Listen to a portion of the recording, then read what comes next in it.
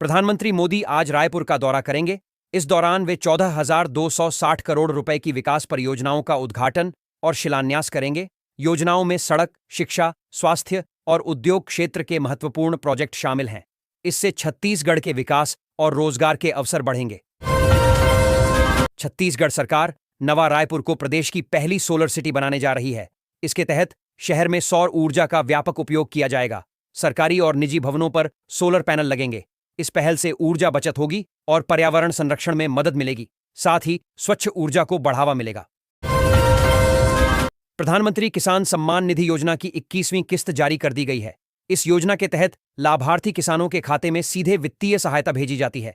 सरकार की इस पहल से छोटे और सीमांत किसानों को आर्थिक सहारा मिलेगा और उनकी कृषि गतिविधियों में मदद होगी। छत्तीसगढ़ सरकार की आवास योजना के तहत ग्रामीण और शहरी क्षेत्रों में सस्ती और सुरक्षित मकानों का निर्माण किया जा रहा है। लाभार्थियों को घर बनाने के लिए वित्तीय सहायता दी जा रही है।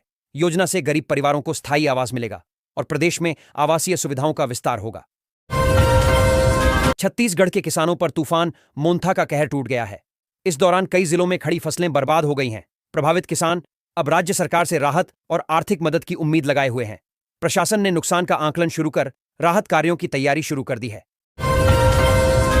छत्तीसगढ़ लोक सेवा आयोग ने मुख्य परीक्षा का रिजल्ट जारी कर दिया है। कुल 3,737 अभ्यर्थियों में से 643 अभ्यर्थी इंटरव्यू के लिए चयनित हुए हैं। चयनित उम्मीदवार आगे की प्रक्रिया में शामिल होंगे। आयोग ने अभ्यर्थियों को सलाह दी है कि वे आगामी इंटरव्यू की तैयारियों पर ध्यान दें। मुख्यमंत्री ने छत्तीसगढ़ महतारी की प्रतिमा पर माल्यार्पण कर उन्हें नमन किया। इस अवसर पर मुख्यमंत्री ने महतारी के योगदान और प्रदेश की सांस्कृतिक धरोहर को याद किया। कार्यक्रम में कई वरिष्ठ अधिकारी और नागरिक शामिल हुए। मुख्यमंत्री ने समाज में मातृत्व और महिला सशक्तिकरण का संदेश भी दिया। बिलासपुर में कंपटीशन कम्युनिटी कोचिंग संस्था के शिक्षकों का गुस्सा फूटा। 6 माह से वेतन न मिलने पर शिक्षक थाने पहुंच गए और प्रबंधन के खिलाफ शिकायत दर्ज कराई। उन्होंने भुगतान जल्द करने की मांग की। पुलिस ने मामले की जांच शुरू कर दी है। छत्तीसगढ़ के मुख्यमंत्री भूपेश बघेल आज महतारी पर माल्यार्पण से लेकर पीएम मोदी की अगवानी तक कई कार्यक्रमों में व्यस्त रहेंगे। इस दौरान वे सांस्कृतिक, सामाजिक और विकास संबंधी आयोजनों में शामिल होंगे। मुख्यमंत्री की सक्रिय भागीदारी से सरकारी योजनाओं और कार्यक्रमों को गति मिलेगी। सरकार ने वृद्धा पेंशन योजना के तहत लाभार्थियों को वित्तीय सहायता प्रदान करना जारी रखा है। योजना से वृद्ध, विधवा और जरूरतमंद नागरिकों को नियमित आर्थिक मदद मिलती है।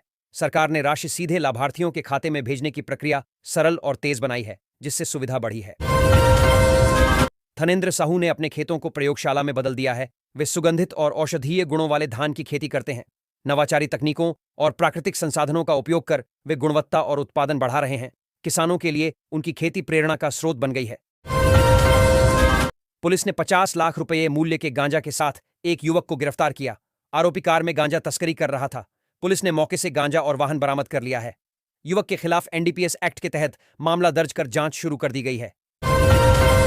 प्रशासन को जनता के नजदीक लाने के लिए विकेंद्रीकरण की नीति अपनाई गई है। पिछले 25 वर्षों में जिलों की संख्या दोगुनी हो गई है।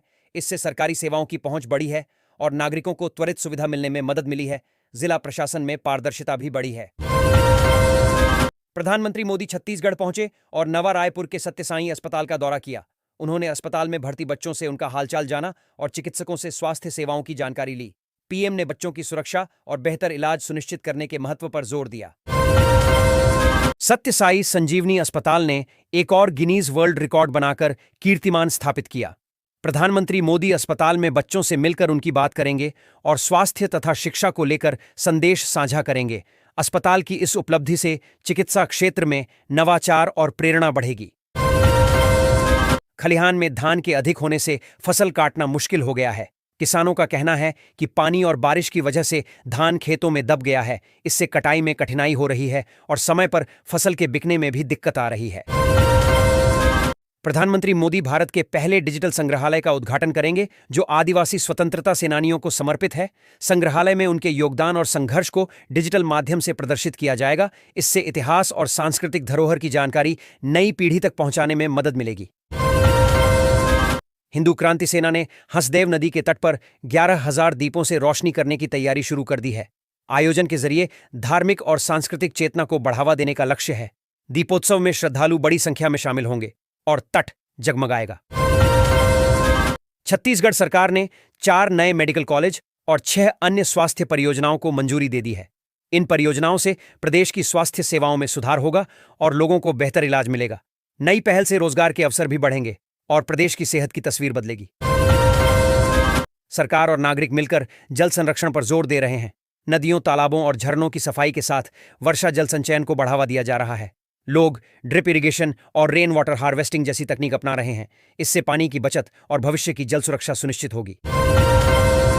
प्रधानमंत्री नरेंद्र मोदी ने उस अस्पताल में बच्चों से दिल की बात की जहां उन्हें मुफ्त इलाज मुहैया कराया जाता है।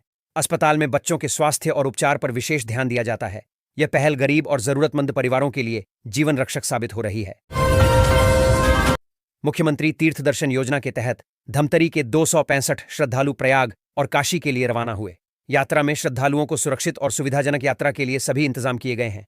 योजना से धार्मिक पर्यटन को बढ़ावा और श्रद्धालुओं को लाभ सुनिश्चित किया जा रहा है। छत्तीसगढ़ विधानसभा परिसर में सरदार वल्लभ भाई पटेल को श्रद्धांजलि दी गई। इस अवसर पर सांसद, विधायक और अधिकारी उपस्थित रहे। कार्यक्रम में उनके योगदान और एकता के संदेश को याद किया गया। लोगों ने देश की एकता और अखंडता के प्रति सम्मान व्यक्त किया। मुख्यमंत्री भूपेश बघेल ने कहा कि पंडवानी छत्तीसगढ़ की एक विशेष लोक कला है जिसने प्रदेश को विश्व स्तर पर पहचान दिलाई है। यह पारंपरिक गायन और कथाकथन की अनोखी विधा है। मुख्यमंत्री ने कलाकारों के योगदान को सराहा और पंडवानी को बढ़ावा देने के निर्देश दिए। छत्तीसगढ़ स्वास्थ्य विभाग ने बच्चों को कफ सिरप देने पर प्रतिबंध लगा दिया है। नए निर्देशों के तहत केवल चिकित्सक की सलाह पर ही सिरप दिया जा सकेगा। इससे बच्चों की सुरक्षा बढ़ेगी और दवा के दुष्प्रभावों से बचाव होगा। पालन न करने वाले खिलाफ कार्रवाई की जाएगी। छत्तीसगढ़ सरकार ने शिक्षा क्षेत्र में कई सुधार लागू किए हैं। डिजिटल कक्षाओं और स्मार्ट बोर्ड के माध्यम से पढ़ाई को आधुनिक बनाया जा रहा है। राज्य में स्कूलों की गुणवत्ता बढ़ाने और शिक्षकों के प्रशिक्षण पर जोर दिया जा रहा है। इससे छात्रों की सीखने की क्षमता और सफलता में सुधार होगा। छत्तीसगढ़ में जमीन रजिस्ट्री की प्रक्रिया को और सरल बनाया गया है। अब रजिस्ट्री ऑनलाइन और तेज तरीके से की जा सकती है। इससे जमीन संबंधी लेन देन पारदर्शी और सुरक्षित होंगे।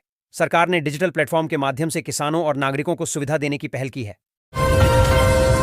छत्तीसगढ़ की स्मार्ट सिटी परियोजना के तहत शहरों में डिजिटल और आधुनिक बुनियादी सुविधाओं का विकास किया जा रहा है। सड़कों, सार्वजनिक परिवहन, सुरक्षा और जल आपूर्ति को स्मार्ट तकनीक से जोड़ा जा रहा है। योजना से नागरिकों की जीवन गुणवत्ता बढ़ेगी और शहर अधिक सुरक्षित व सुविधाजनक बनेगा। छत्तीसगढ़ सरकार ने पुराने सड़कों को रिसाइकल करने की योजना शुरू की है। टूट-फूट वाली सड़कों की सामग्री को पुनः उपयोग कर नए रास्ते बनाए जाएंगे। इससे निर्माण लागत कम होगी और पर्यावरण संरक्षण में मदद मिलेगी। योजना से सड़क निर्माण में तेजी और स्थायित्व भी बढ़ेगा। छत्तीसगढ़ सरकार ने रेत खदान की नीलामी के लिए नोटिफिकेशन जारी कर दिया है। बोली लगाने की तारीख तय कर दी गई है, जबकि इच्छुक पक्ष 20 नवंबर तक निविदा भर सकते हैं। यह कदम खनन प्रक्रिया में पारदर्शिता और उचित दर सुनिश्चित करने के उद्देश्य से लिया गया है। प्रधानमंत्री नरेंद्र मोदी छत्तीसगढ़ में 3,51,000 परिवारों को आशियाना देने का वादा पूरा करेंगे। उन्होंने 18 लाख आवास निर्माण के लक्ष्यों की प्राप्ति का भरोसा दिलाया। योजना के तहत गरीब परिवारों को उनके नवनिर्मित घरों की सौगात दी जाएगी।